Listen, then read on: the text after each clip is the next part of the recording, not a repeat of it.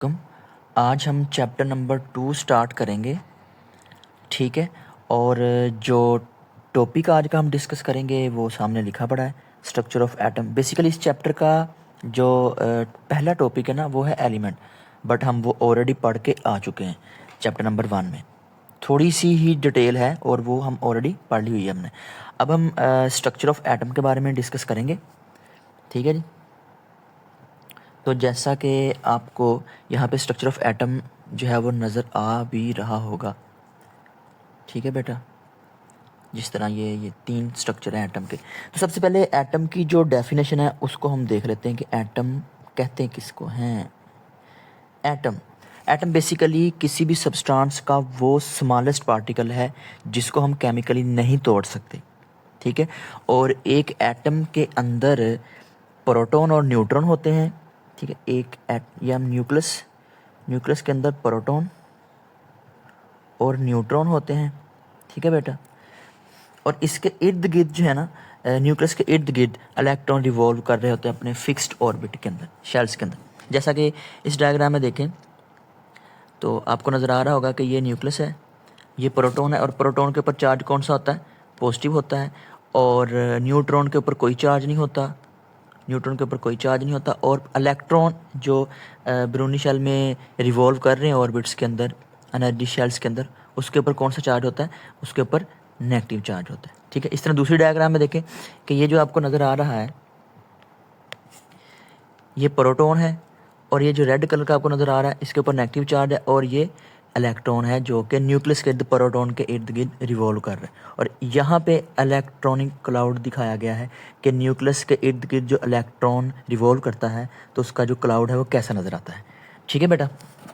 तो ये था स्ट्रक्चर ऑफ एटम। अब हम कुछ हिस्टोरिकल बैकग्राउंड पढ़ लेते हैं कि एटम के बारे में जो ग्रीक फिलोसफर थे उनका क्या कॉन्सेप्ट था, उसके बारे में हम रीड जो है वो कर लेते हैं।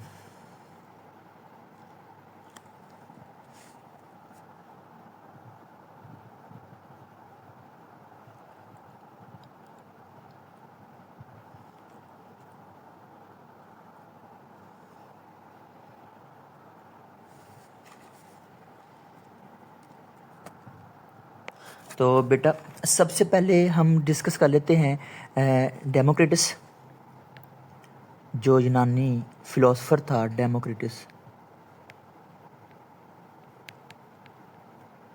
ठीक। तो ये कहता है कि जितना भी मैटर है, ऑल मैटर, जितना भी मैटर है वो किससे मिलके बना है? जैसे आपके पास कागज़, पेंसिल, जितना भी मैटर है वो कहता है कि ये टाइनी पार्टिकल से मिलके बना है। जितना भी मैटर हमारे इर्द गिर्द हमें नज़र आ रहा है इसके अकॉर्डिंग ये क्या कहता है कि ये छोटे छोटे पार्टिकल से मिलके जितना भी मैटर है वो बना है। और इसने इसको जो नाम दिया था ना, टाइनी पार्टिकल्स को, छोटे छोटे पार्टिकल को इसने नाम दिया था एटम। एटम दिया था नाम। और जो वर्ड एटम है ना, लतीन वर्ड एटमोस से निकला है। आटमोस क्या नाम है, और जिसका मतलब है, ए से मुराद है नाट, ए से मुराद क्या है? नाट। और टमोस से मुराद है कट, यानी कि हम इसको अगर कहेंगे तो ये बन गया नॉट कटेबल। यानी कि इसके अकॉर्डिंग, डेमोक्रिटस के अकॉर्डिंग, जो एटम है वो इंडिविजिबल है, उसको हम कट नहीं कर सकते। ठीक है बेटा। तो अब जो है वो नेक्स्ट हम जॉन डाल्टन की एटॉमिक थ्योरी के बारे में डिस्कस कर लेते हैं। डाल्टन्स एटॉमिक थ्योरीज को कहते हैं।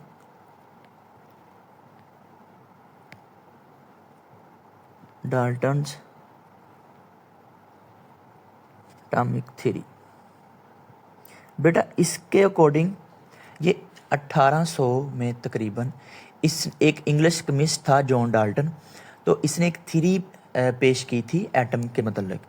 ठीक है। तो उसको हम पढ़ लेते हैं कि इसने क्या कहा था।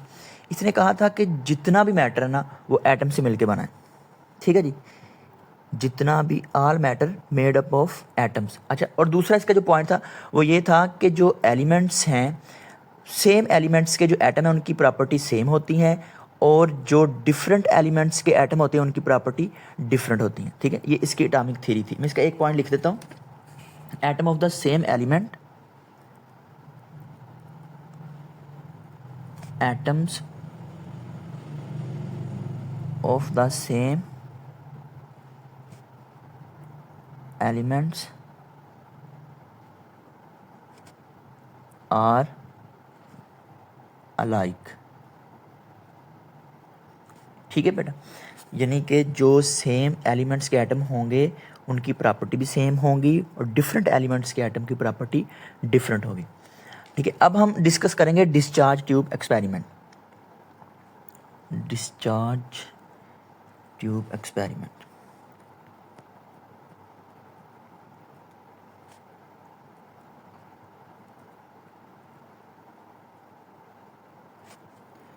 डिस्चार्ज ट्यूब एक्सपेरिमेंट, ठीक। ये डिस्चार्ज ट्यूब जो एक्सपेरिमेंट है ये क्या था, ठीक है, इसको हम पढ़ेंगे कि डिस्चार्ज ट्यूब एक्सपेरिमेंट क्या था। ये in the last decade of 19th century group of scientist ने एक्सपेरिमेंट परफॉर्म किए थे। वो क्या कर रहे थे, वो गैसेस में से ना करंट गुजार रहे थे, गैसेस में से वो करंट गुजार रहे थे, और इसी को हम कहते हैं डिस्चार्ज ट्यूब एक्सपेरिमेंट, ठीक है बेटा। इसी को हम क्या कहते हैं, डिस्चार्ज ट्यूब एक्सपेरिमेंट। अच्छा, उन्होंने क्यों किया ये एक्सपेरिमेंट, क्यों किए? बेसिकली वो इस नतीजे पे पहुंचे कि जो एटम है वो स्मॉलेस्ट पार्टिकल नहीं है, बल्कि एटम खुद कंपोज्ड है, ठीक है। उन्होंने क्या कहा कि जो एटम है ना, एटम ही है वैसे जो एटम है ये कंपोज्ड है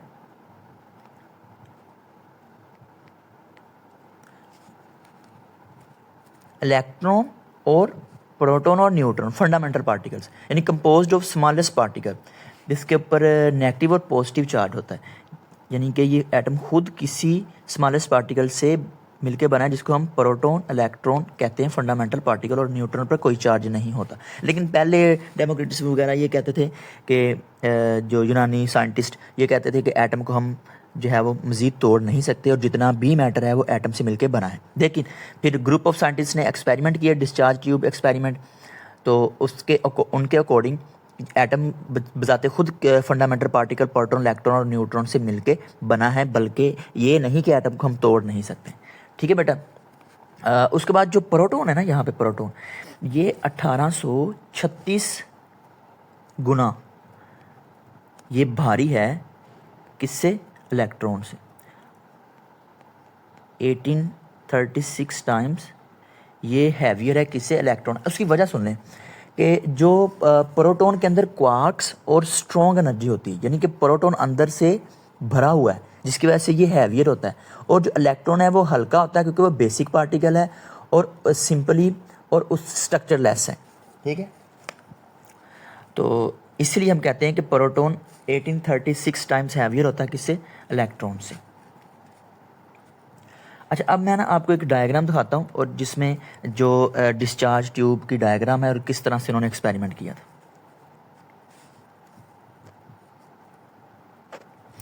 अच्छा बेटे देखें, ये डिस्चार्ज ट्यूब एक्सपेरिमेंट है, ठीक है जी। इसमें ये बैटरी लगी हुई है और यहाँ पे इलेक्ट्रिक फील्ड लगाया हुआ है। तो जब उन्होंने एक्सपेरिमेंट किया ना, गैसेस में से करंट गुजार रहे थे, तो उन्होंने देखा कि कुछ शुआएँ सीधी गुजर रही हैं। ये जो शीशे की बनी हुई डिस्चार्ज ट्यूब है, तो उन्होंने एक लाइट, एक चमक देखी, ठीक है। उसके बाद जब फिर इसके ऊपर इलेक्ट्रिक फील्ड अप्लाई किया गया, तो ये जो चमक थी, ठीक है, एक ए पॉइंट की तरफ ये झुक गई, एक जो है वो सी पॉइंट की तरफ, और एक बी पॉइंट की तरफ। अब ये ए बी सी है क्या? देखिए यहाँ पे जो बैटरी हमने अप्लाई की हुई है ना, ठीक है, तो ये इसके दो टर्मिनल हैं, एक पॉजिटिव है और एक नेगेटिव। एक पे जो है वो एनोड है और दूसरे पे कैथोड है, ठीक है। और ये वैक्यूम पंप लगाया हुआ है। अब ज़्यादा प्रेशर जो है वो अंदर नहीं रखना, थोड़ा प्रेशर रखना है। तो उन्होंने कम प्रेशर पर ये एक्सपेरिमेंट किया और देखा कि इलेक्ट्रिक फील्ड अप्लाई करके कुछ जो है वो शुआएँ वो सी पॉइंट की तरफ झुक रही हैं। अब देखें, नीचे नेगेटिव टर्मिनल है, ऊपर पॉजिटिव टर्मिनल। इसका मतलब कि जो शुआएँ झुक रही हैं नेगेटिव की तरफ वो प्रोटॉन है, और जो शुआएँ झुक रही हैं जो है वो पॉजिटिव प्लेट की तरफ, तो वो क्या है, वो इलेक्ट्रॉन है। तो इस तरह से फिर डिस्चार्ज ट्यूब इस्तेमाल करते हुए in the presence of negatively charge particle confirm किए गए, ठीक है, और उनकी डिफ्लेक्शन जो है वो पॉजिटिव प्लेट की तरफ, प्लेट की तरफ जो है वो इलेक्ट्रिक फील्ड जब अप्लाई किया गया तो उधर झुक गए। और जो पॉजिटिव चार्ज पार्टिकल थे वो कैसे कन्फर्म हुए कि उनकी जो डिफ्लेक्शन थी वो नेगेटिव प्लेट की तरफ जो है यहाँ पे ये प्रोटॉन। तो इस तरह से फिर वो उन्होंने एक्सपेरिमेंट करके जो इलेक्ट्रॉन और प्रोटॉन के ऊपर जो चार्ज है ना, चार्ज, वो उन्होंने डिस्चार्ज ट्यूब एक्सपेरिमेंट से कंफर्म किया था। तो दिस इज़ ऑल अबाउट ये चैप्टर नंबर 2 इंशाल्लाह हमने स्टार्ट कर लिया हुआ है, जिसका पहला टॉपिक हमने शुरू किया और पढ़ा स्ट्रक्चर ऑफ एटम। अब नेक्स्ट जो हम डिस्कस करेंगे वो डिस्कवरी ऑफ, हम पढ़ेंगे इलेक्ट्रॉन के बारे में, ठीक है। ओके, अल्लाह हाफिज़, और इसको अच्छे से आपने लर्न भी करना है।